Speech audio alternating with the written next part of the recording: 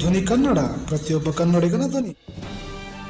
ಇನ್ನು ಮೈಲಾರದಿಂದ ಒಂದು breaking news ಕೇಳಿ ಬರ್ತಾ ಇದೆ. ಮೈಲಾರ ಲಿಂಗೇಶ್ವರನ ಕಾರಣಿಕ ಆಗಿರುವಂಥದ್ದು ಗೊರವೆಯನ್ನು ಬೆಲ್ಲ ನೇರಿ ಈ ವಾಣಿಯನ್ನ ನುಡಿರತಕ್ಕಂಥದ್ದು ವಿಜಯನಗರ ಜಿಲ್ಲೆಯ ಹೂವಿನಹಡಗಲಿ ತಾಲೂಕಿನ ಇತಿಹಾಸ ಪ್ರಸಿದ್ಧವಾದ ಶ್ರೀ ಕ್ಷೇತ್ರ ಮೈಲಾರ ಲಿಂಗೇಶ್ವರನ 26/2/2024 ಇದೇ ಸೋಮವಾರ ಸಂಜೆ ಕಾರಣಿಕವು ನಡೆದಿರ್ತಕ್ಕಂಥದ್ದು.